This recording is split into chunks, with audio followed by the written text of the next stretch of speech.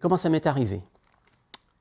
Eh bien, en une phrase, que je me rappelle très bien, en 1969, comment t'appelles-tu? Ben, je jouais de l'orgue. Et là, il rentre dans l'église. Moi, j'ai rien demandé, j'étais sur mon clavier, je jouais, et il me demande « Comment t'appelles-tu » Et là, je ne me suis pas rendu compte, comme bien des semaines après, mais il m'a tué dans le sens que il a cherché à me revoir. Et puis,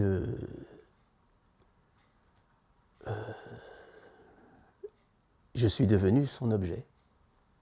Premier acte, il met la main sur mon sexe. Je ne vous passe des détails. Voilà, il met la main sur mon sexe. Je suis tétanisé, je ne sais pas quoi faire, je ne comprends pas, voilà. Et voilà, il a continué à faire ce qu'il avait à faire. Et à partir de ce moment, je me dis, mais je sais pas, je ne peux pas en parler, je ne peux pas parler de ça à papa et maman. Qu'est-ce qui s'est passé là? Sans doute traumatisé, et j'ai gardé le silence, voilà. Et un samedi soir, pour la première fois, j'ai mis mon pyjama et je me suis retrouvé dans son lit. J'ai pas pensé du tout qu'il allait recommencer. Et là, il a recommencé. Et là, ce soir-là, j'ai réalisé que c'est tellement été loin que je dis, on ne va pas me croire, il faut que je me taise. Je vais garder ça pour moi. Je vais faire silence sur cette affaire. Mais la musique faisant, l'animation, j'aurais pu... aujourd'hui encore, je ne comprends pas pourquoi je ne me suis pas sauvé, pourquoi je n'ai pas couru, je ne suis pas sorti de ces griffes, j'ai tétanisé comme un serpent sur sa proie. Voilà, j'ai subi. Alors pour moi, ça me grisait un petit peu. Peut-être que j'oubliais les conditions, je ne sais pas où je voulais oublier. Mais j'avais déjà dans ma tête que on ne va pas me croire. Il faut que j'arrête avec ça. Donc, j'ai tout accepté. Je me culpabilise encore un petit peu. J'ose pas dire que ça a duré 7 ans. 7 années.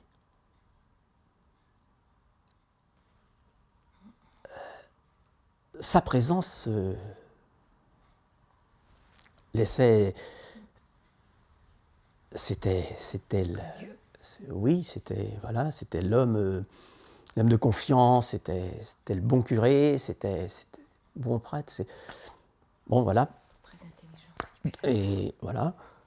Et donc, il nous a mariés, puis tout le monde était content. Hein. On a passé, c'est vrai, c'est une belle fête. Mais mon silence remontait. Michel me dit, il faut aller rencontrer l'évêque. Oui, d'accord. Un mail à l'évêque, je relate l'histoire. Dans les heures qui suivaient, un mail de son retour, voulant nous recevoir. Nous allons de suite.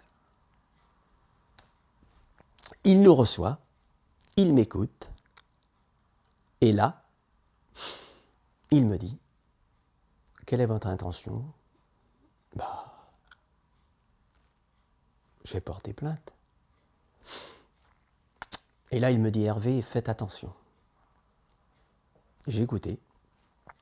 Faites bien attention, pas de scandale, encore bien moins d'en parler aux médias. Un crime s'est passé, il y aura toujours crime.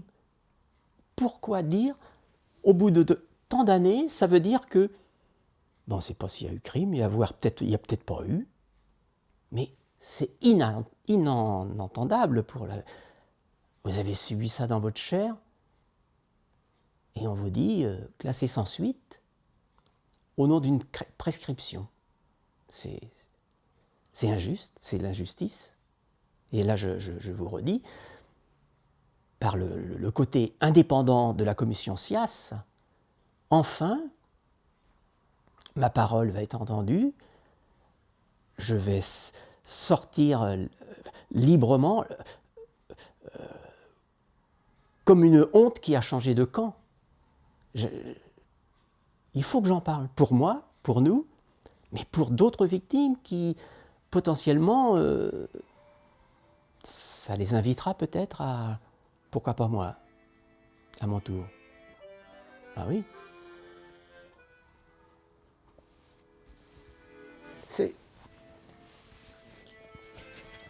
C'est cette année que j'ai vécue,